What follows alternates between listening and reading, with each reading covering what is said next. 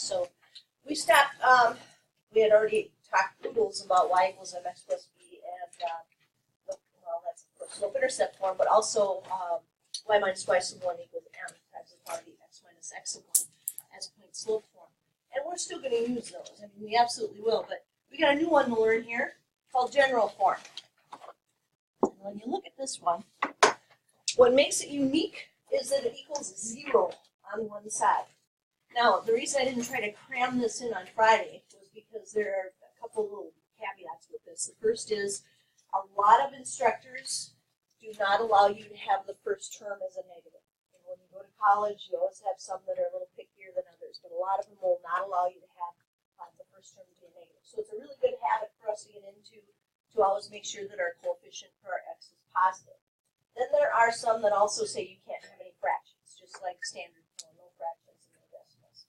But we're not going to do that here. I would give you credit either way. What you have to have is that 0 on one side in order to be in general form.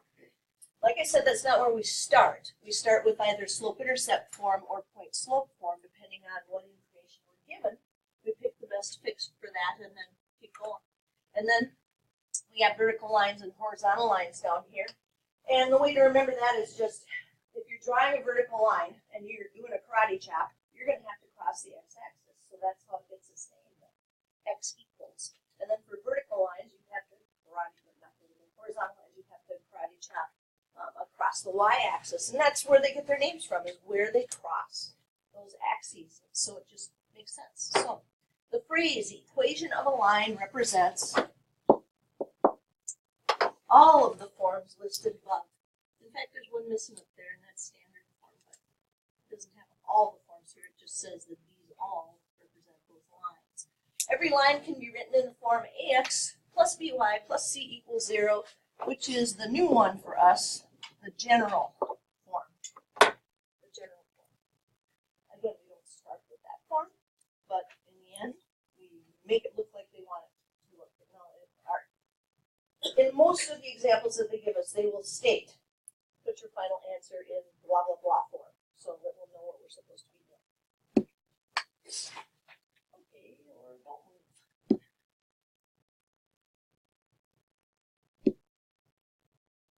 Next page.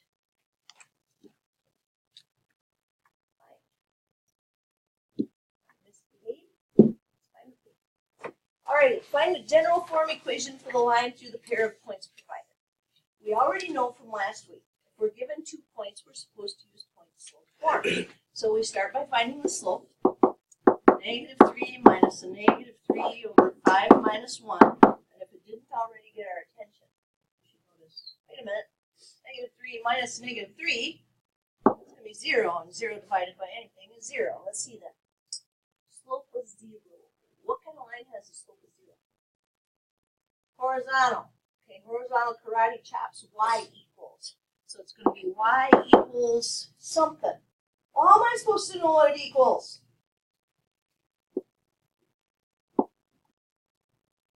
They're both -3 in the y position. That's what it equals. And normally we would do that.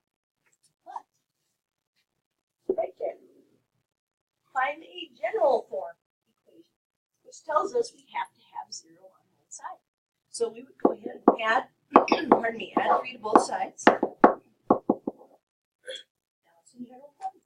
You know, we didn't have an x, we do have a y term, and then we have the constant x. So ax plus by plus c equals 0. So b, we're probably not going to get so lucky as to maybe see a vertical line over there. This one will probably have a slope.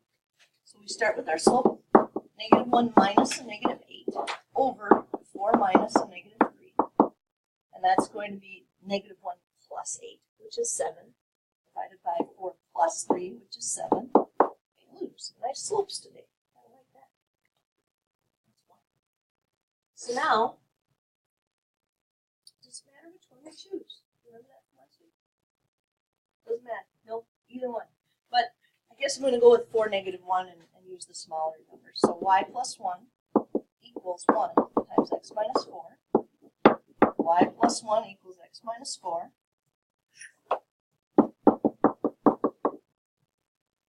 And boy, oh boy, do we want to move that 1 over It's just natural. It's, oh, put the 1 over there. Y equals x minus 5. Problem. It didn't say put it in slope-intercept form. It said put it in general form, but we're super close. So what could we do? Subtract the y.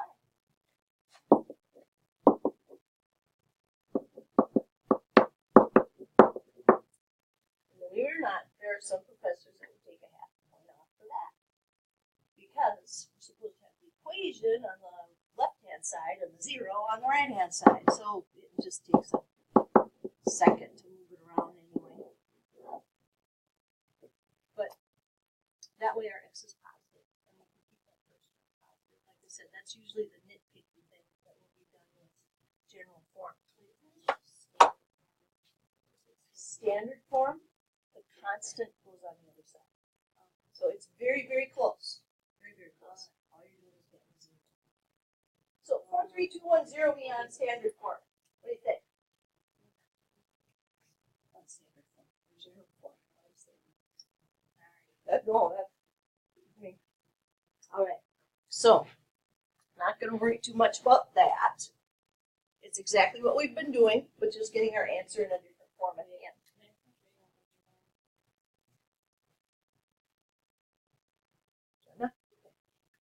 Graphing linear equations in 2 variables. Blank in x and y is an equation written in the form ax plus by equals c. Well, we just took all the power out of that, didn't we? Linear equation, that's a standard form. Linear equation right there. Ax plus by equals c, where a and b are not both 0. So this we've seen before.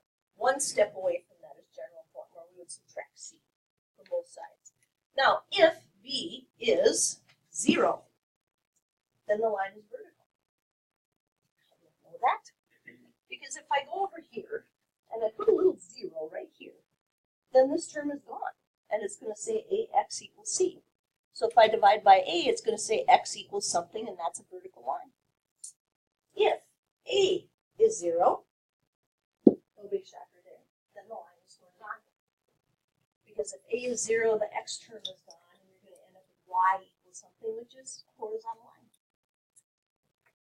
The blank of an equation in xy consists of all pairs xy that are solutions to the equation. That's the graph. So we graph a line. There are an infinite amount of solutions, and we want to represent that. We want to represent it visually so people can see it, because we don't want to write down an infinite set of numbers. For example, 6, negative 2 is a solution of 2x plus 3y equals 6. How come?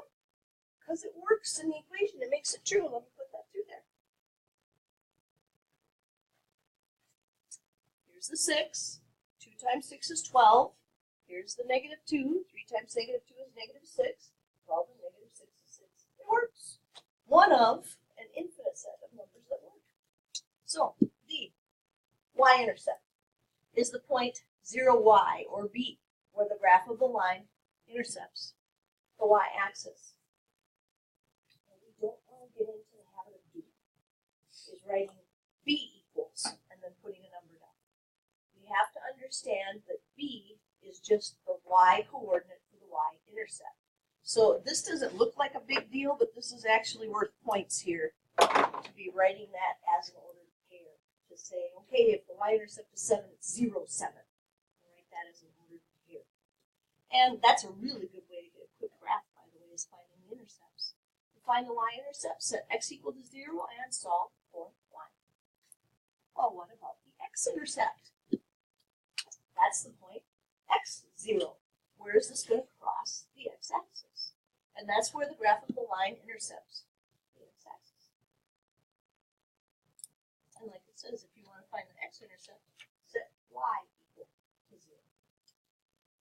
So this is for quick graphing in standard form.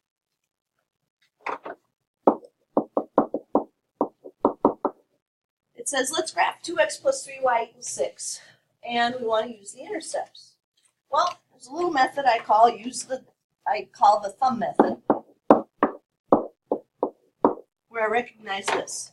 For the x and y intercepts, you have to have zeros in the x position and zeros in so I take my thumb and I say, okay, this 0, hey, that's in the x position. What's anything times 0? So that will be gone, and I'm going to hide it with my thumb. And then it says 3 times something is 6. What's the something? I'm not doing any fancy math for that. That's 2. I can see that. Then I come down here and I say, well, that's the y. My thumb is going to go in the y position. Boom. 2 times something is 6. What's the something? Done. I don't have to set up any equations to solve that. Now you might say to yourself, what if it comes out to be a fraction? So what? I mean, we're talking about dividing something. Everybody can kind of do that. If you can't do it in your head, write down like one step. You just don't have to write out all the algebra for these. Use the common sense of, hey, a 0 is going to go here and a 0 is going to go here. So 0, 2, and 3, 0. Looks like so. There it is. There's our line. Absolutely a quick graphing method. You learned 2 really quick graphing methods all the way through linear algebra until now, and that's slope-intercept form and standard form.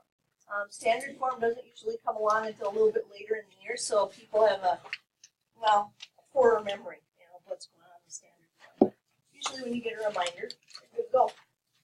So now, graphing with a graphing utility. What's up with that? Why don't they just say graph with the graphing calculator?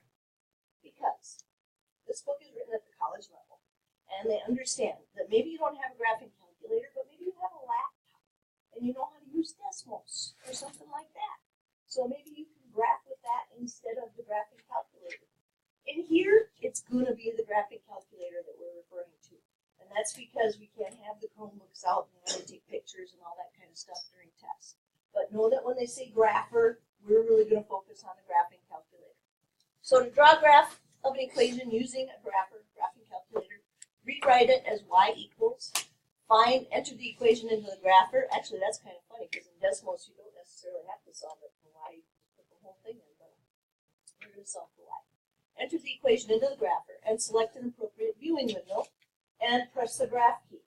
Well, for most of us, we wouldn't press the graph key, we'd press zoom 6, because zoom 6 is standard. That's a negative 10 to 10 window.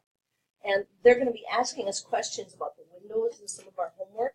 So they're just using interval notation to stand for the x's and the y's to show, hey, this is a negative 10 to 10 window. And every once in a while, they don't use a negative 10 to 10 window.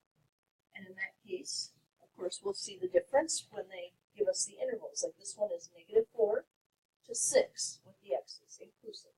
This is negative 3 to 5 with the y's inclusive. So why would they do that? They want us to get a little more magnified look at the graph. So they're giving us a little bit closer window here so we can see that. And like it says, it appears 0, 2, and 3, 0, just like we got with the algebra. It went super duper fast. So the viewing windows are something we're going to mess around with a little bit as we go through the year. And like it says down here, remember that our square brackets mean you are including that. If you write it as an inequality, the negative 4 and the 6 are included, and here the negative 3 and the 5 will be included. But you don't really need a graphing calculator for this. This is the same one we just did on the last page. 3, 0, and 0, 2. It's a quick graph. There it is. All right. Well, how about this monster? This looks harder. 8x plus y equals 44.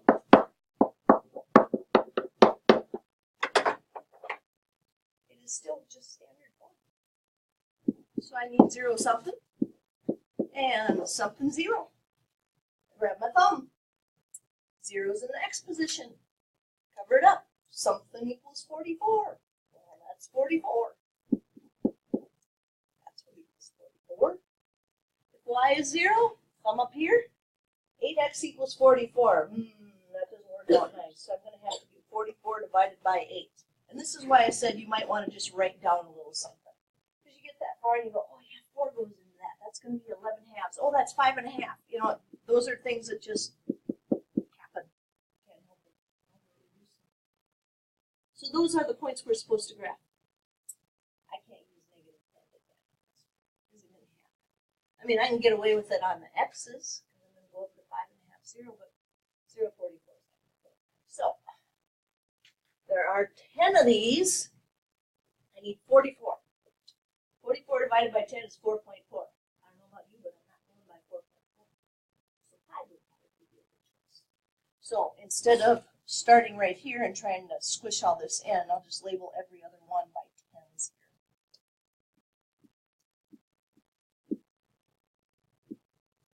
Now doing that, tell somebody that knows math, hey, they had to change the interval. And if that's the case, I probably want to let them know I'm still going to just go by 1s on the other axis. So I'm just going to put a little one right here so that if somebody looked at it, they would know, oh, they were able to still go by units of 1 on the x-axis, but not on the y-axis. And then I just graph those 2 points. 5.5, 1, 2, 3, 4, 5, 5.5. And 0.44, which is about there. Ta-da! Still a quick graph. I mean, that's about as hard as the whole fraction thing goes, so I don't need to worry too much.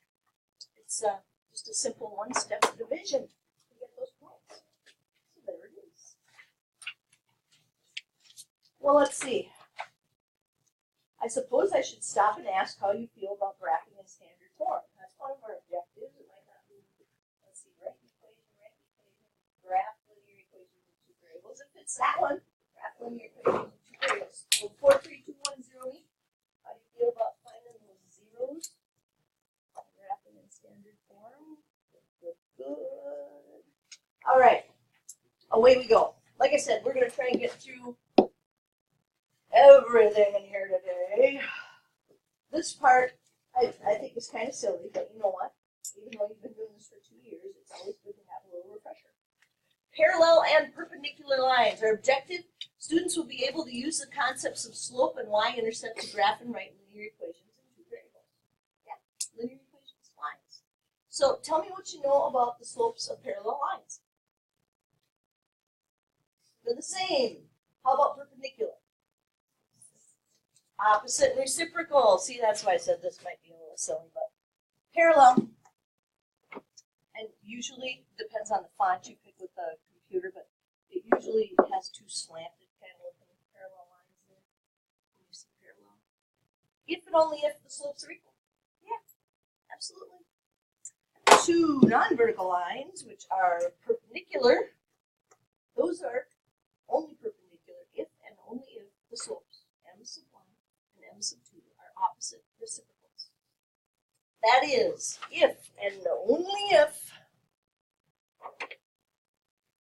m sub 1 equals the negative of m sub 2 to the negative 1 power. I'd rather write it like this. It's not simplified. They have a negative 1 power up there. Now, to be true to the math, that is actually not the definition of perpendicular. If we go back 2 years to your geometry class, the definition of perpendicular says if you can multiply the product of the 2 slopes that you have and you get negative 1, then they're perpendicular. But that's not how we think when we're coming up with a perpendicular slope. This is how we think, opposite and reciprocal. So this is more about how you write it than it is a definition here. So now we are at examples. And it says find an equation of a parallel line. Okay. Find the equation of the line through point P, 1, -2, that is parallel to that. Well, I have a point. How am I supposed to use point slope formula? But I can't tell what the slope is because that's not in the right format. Well, we better y equals mx plus b, this little bad boy. So let's subtract 3x from both sides. And divide by -2. And y is 3/2 x minus 1/2. Now that's a lovely minus 1/2, don't get me wrong, but I don't really need it. I don't really care about it. I care about this 3/2. Because that's the slope of that line. It has to be the slope of the line I'm about to write. And there it is. So I think, okay, well now I have a slope. I don't have the intercept. I have a point. So it's point slope formula, which would be y plus 2 equals 3/2 distribute. And then we go ahead and subtract 2 from both sides. So I think 2 in halves, that's 4 halves. So if I have negative 3 halves minus 4 halves, I will have a negative 7 halves. Voila! There it is. Quite a bit of work, since that original was not in slope-intercept form. But what it is, that's some time savings right there. So I'm going to have you try B. And when you're done, find a chicken wing elbow partner and see if they're getting the same thing you are.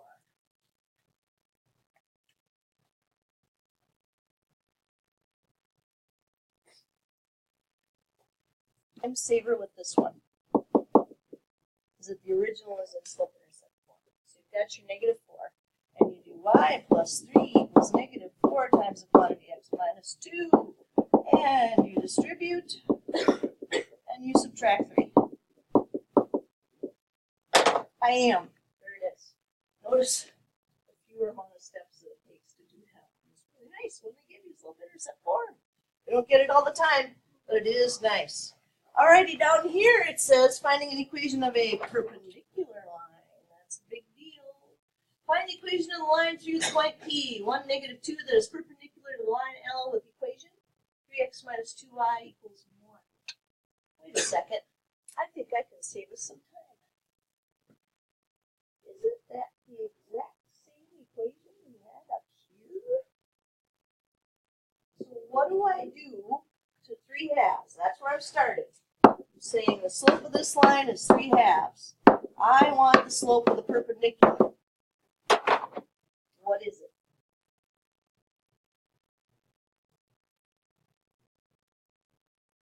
Negative 2/3? Sound right? Okay, now, here's the key. You don't know how many times I go to grade somebody's paper and they had both the slope of the original and the slope of the perpendicular and they accidentally use the slope of the original. They know it's supposed to be the opposite and reciprocal. I can see that right there, but they use the wrong one. So always a good idea to just kind of strike that so you don't accidentally use it. And then we'd have y plus 2, because there's our little point P at 1, negative 2, equals negative 2/3 times quantity x minus 1. Y plus 2 equals negative 2/3 x plus 2/3. And we subtract 2 both sides. And 2 is, of course, going to be negative 6/3 that we have here. So 2/3 minus 6/3 would be a negative 4/3. Beautiful. There it is. And again, save some steps because we didn't have to start fresh with getting that standard form equation into slope-intercept form. So now, why don't you take care of B for me, please? Same drill as last time. See what you get. Check in with a chicken wing elbow partner. See if they're getting the same thing. So the slope that we have here is negative 4. The slope of the perpendicular is going to be 1/4. Y plus 3 equals 1/4 times the quantity x minus 2. Y plus 3 equals 1/4 x minus 1/2. 2 times 1/4, 1/2. And then subtract 3 from both sides. And 3 is going to be 6 halves. So 1/4 x minus 7 halves, because negative 1/2 minus 6 halves would be negative 7 halves. Forgot the x.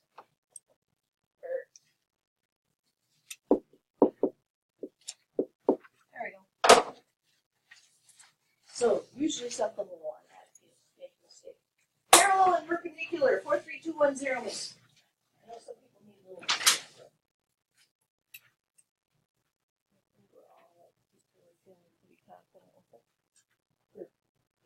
Good.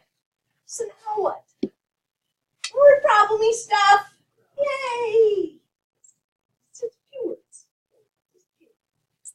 Applying linear equations in 2 variables. Linear equations and their graphs occur frequently in applications. Oh yeah. Anytime you have, it seems like basic things that have a trend, there's a linear pattern that they can follow. And algebraic solutions to these application problems often require finding an equation of a line and solving a linear equation from one variable. Now, what do I mean by basic stuff? Your business, they want you to track the cost of electricity. Generally, it tends to go up over time because electricity starts costing you more. But at some point, the government steps in and has regulations. In Minnesota, it's probably not going to look like a straight line, especially if you have electric heat. During the summer, it'll almost be going down, and then all of a sudden, ooh, electric heat will take her right up again. So it all depends on the trend that you're looking for, and most costs for things will go up over time. Then it says grapher techniques complement algebraic ones. That's really the reason we use grapher calculators in here, is just to make sure that we're doing things right. That's what we're doing. AP Calc, no graphing calculator. Don't get to use one. Finding the depreciation of real estate. I've laughed at this 3 times today because I don't know what kind of rat-infested building they're going to find for apartments at $50,000, but it's going to be really, really bad. This must have been a very old example here. Camelot Apartments purchased a $50,000 building, and it depreciates $2,000 per year over a 25-year period. And A is, write a linear equation giving the value y of the building in terms of the years x after purchase. How much is it worth when you buy it? $50,000. Does the value go up or down? How much? And there is our x right there. Now you can look at that and say, Cedar Home, that's not in slope-intercept form. No, it's not. You are absolutely right. That's how we think through it form right there. $50,000 is what they started off. But every year, $2,000 is coming off. That's what we know. So if that does it for us, we're done. And all they said was write a linear equation. There it is. Now what they do want us to know is that if we were to see this in slope-intercept form,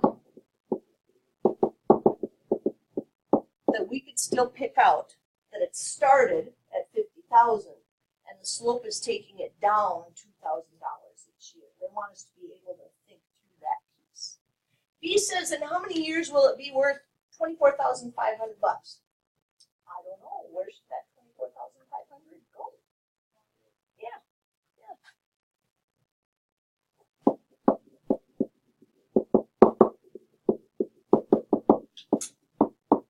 All right. Give me first step. Gotta solve it. Yep. Subtract 50,000. That doesn't sound like a lot of fun. Negative 25.5.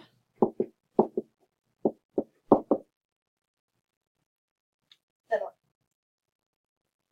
Divide by negative $2,000.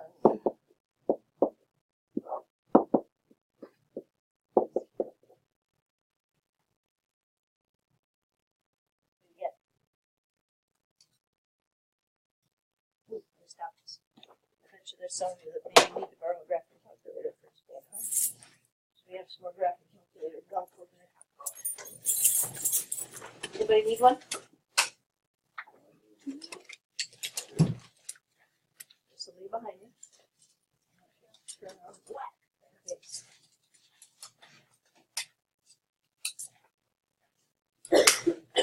How many years?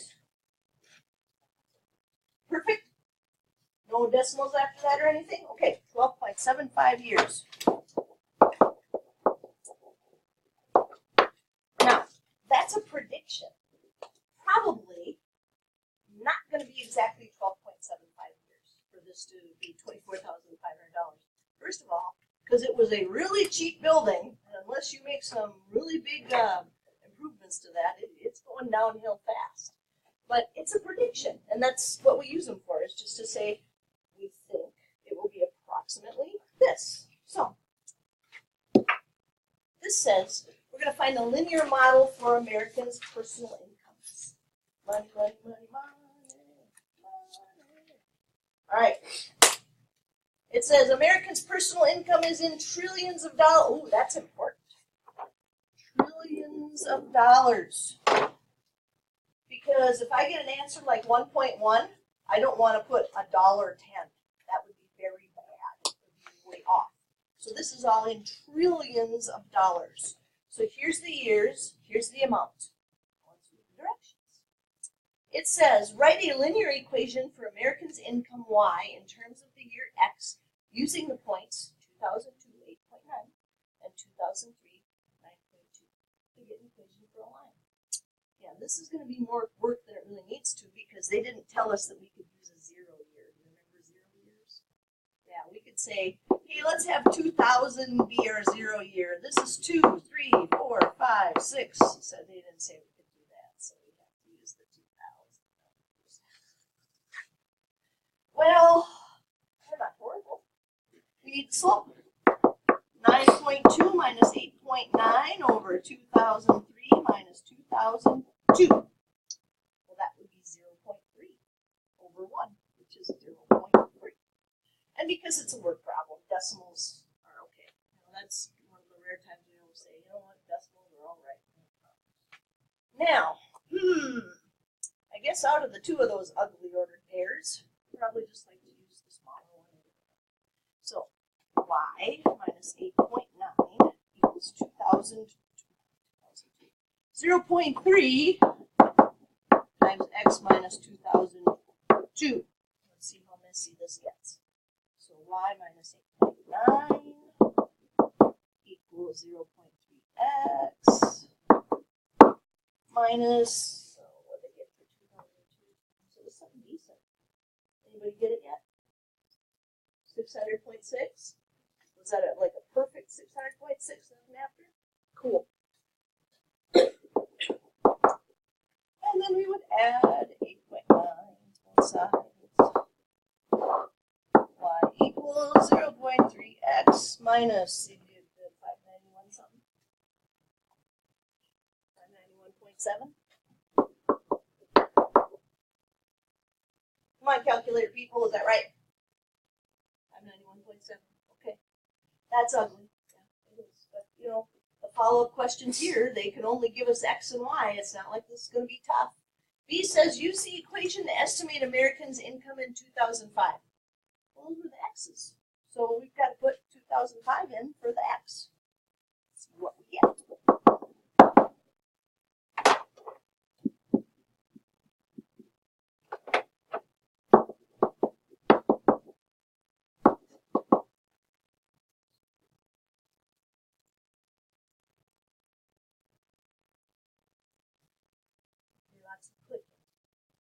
What did you get for this one? You're already on the next one. I can see it. What did you get for part B? 9.8. 9.8 what? Oh, that's huge, by the way. $9.8 trillion. Not just 9.8. That would be bad. And yeah, I know you guys were punching away, so you've already got this one too.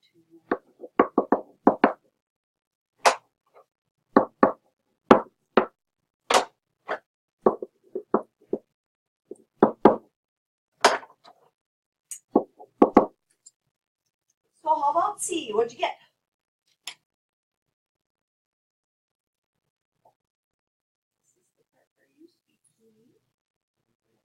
$11.3. 11.3 what? $1 trillion. Ta-da! Now, it says superimpose a graph of the linear equation on a scatter plot of the data, and it looks like that. This is not too bad. You know what? We're going to see it on our own screen. We're going to put this in our graphic calculator. See if everybody remembers how to put data into the graphic calculator, which disappeared off my screen. I will have to wake it up. Anybody remember where to put data in? Stats, yeah, this little stats button right there. And we want to put it in, we have to edit, which is number 1. Yeah, I cheated. I saved it in from the other classes. I did, because it takes too long to punch all this in up here. But let's just say you've got some stuff in there. Well, what you need to do is arrow all the way up to where the column name is, and then hit clear and enter. If you have lots and lots of lists in here, you can do second plus, which is memory, and number 4 says clear all the lists up. So you can do that. You can hit 4 and then enter. But most people are probably just going to stick in this window. please get our years and our trillions of dollars into your calculators. That fall asleep in jammies. Bless you. Right, Brianna? Getting closer.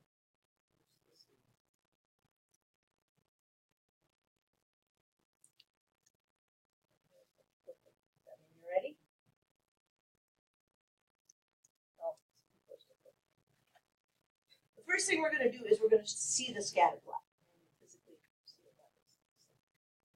Anybody need more time to push numbers in? All right. Let's just say I wasn't paying any attention and I hit zoom 6. I'm not going to say anything there. This is my X's for 2002 to 2007. Not going to show up. So I go in the window. And I say to myself, self, from 2002 to 2007, I would like to use 2000. Oh, I'd like to do that, but there it goes. Come on, take the 0. You can do it, calculator. I know you can. Why won't you take the 0?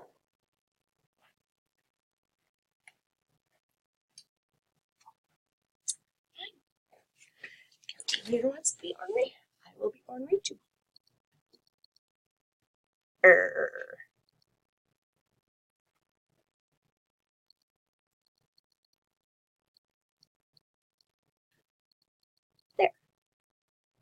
To 2010.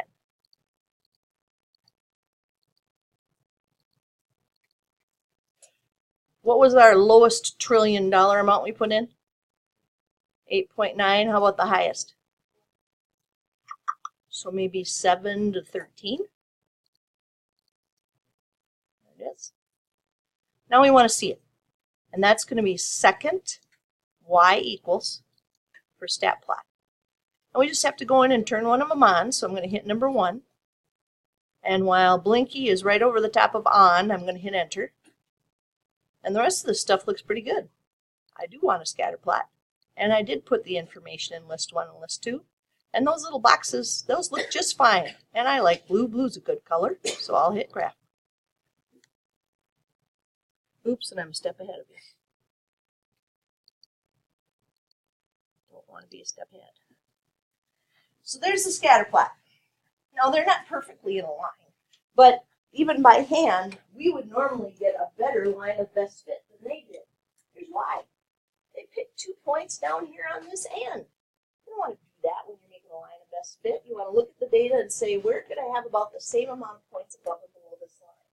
So next thing we're going to do is type in that line that we got from those first 2 points, which was 0.3x. And x is right next to the green alpha key, if you've forgotten where that is, minus 591.7.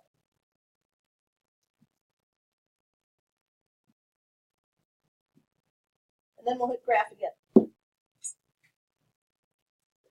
that is a terrible line of best fit for making predictions. You know, it may fit these first 2 points, but the scatter plot shows the information we have is all higher than the slope that that line is taking.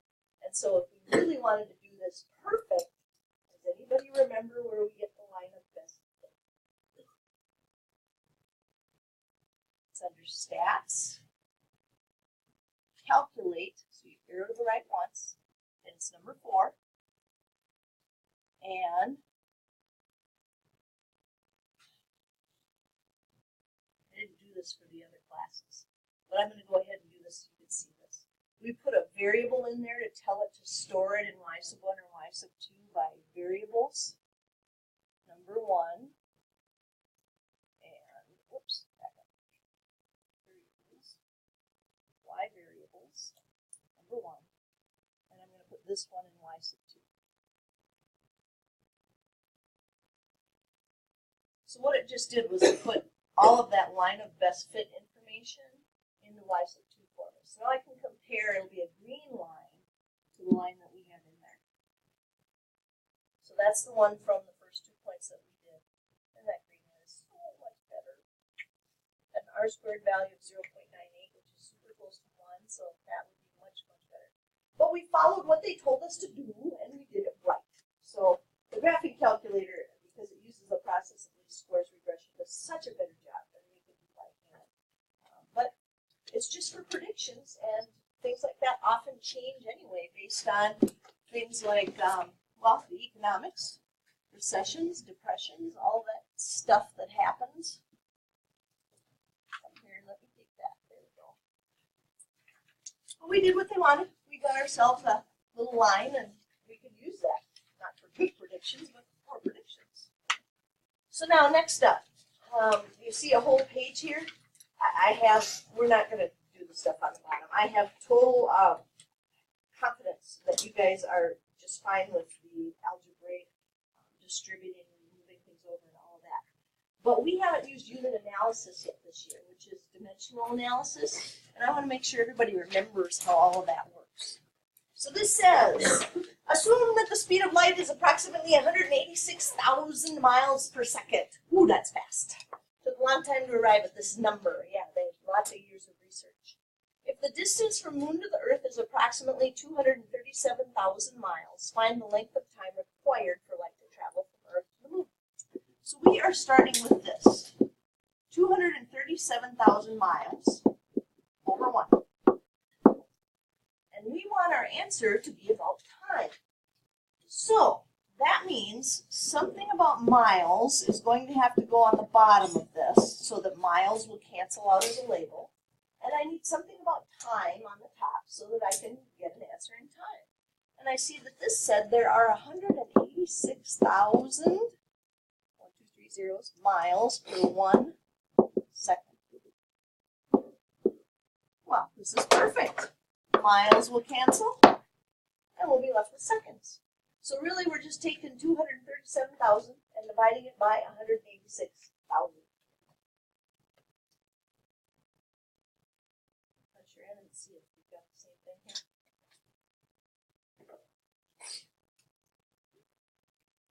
1.274 seconds, approximately.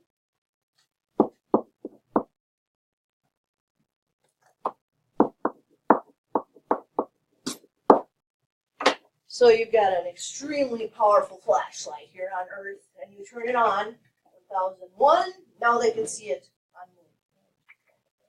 And that's given that there's somebody on the Moon. So that's light. Now, if light travels from Earth to the Sun in 8.32, oh, I see an issue. Minutes approximate the distance from the Earth to the Sun. Well, the information we have up there is in seconds. So we're going to have to change 8.32 minutes over 1 to 60 seconds in 1 minute. So again, my labels on the bottom, minutes, top and bottom, are going to cancel. So now I have it in seconds. And if light travels, blah, blah, blah, approximate the distance. So now we still have to tack on that information about distance that we have over there. Because at this point, our label would be in seconds. So we want something about seconds on the bottom. And we want our 186,000 miles on the top because they want us to approximate the distance. This way, the only label we're going to have left here is going to be miles. So we need 8.32 times 60 times 186,000. Whew. I got approximately 92,851,200 miles. Ah, that's a lot of miles. Earth to the Sun, which is, well, the Earth to the Sun, whatever it is, it's burning up anyway. So, but it's light. It's light. And then I'm going to check. We got time for one more. One more. This one says if it takes 5 hours and 29 minutes for light to travel from the Sun to Pluto, approximate the distance from the Sun to Pluto.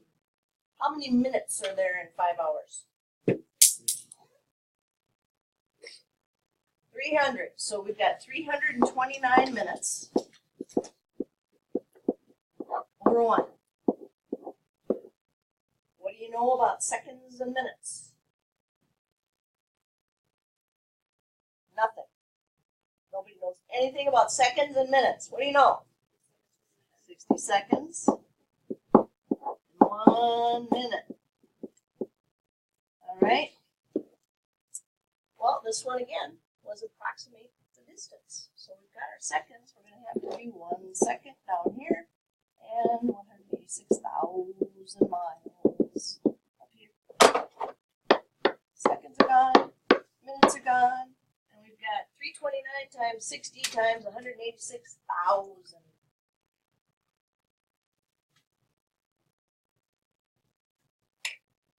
3 trillion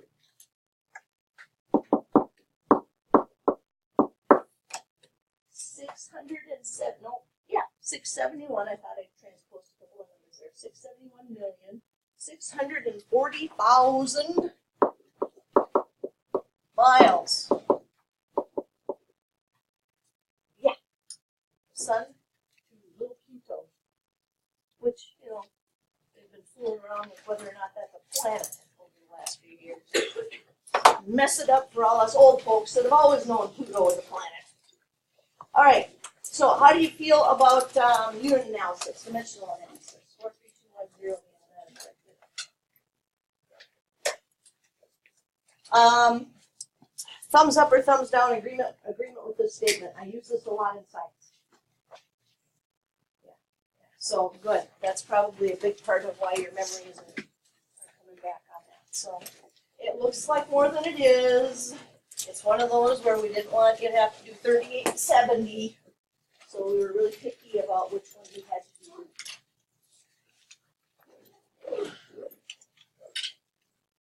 And then, of course, finish up the general equation ones from Fridays. So I should be able to get 2 assignments from you tomorrow. Woohoo!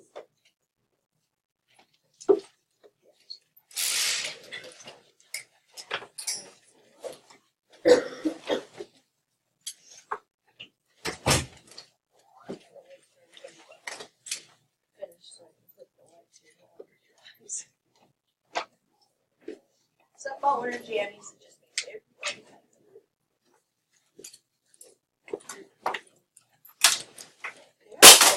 That's a very good word for it.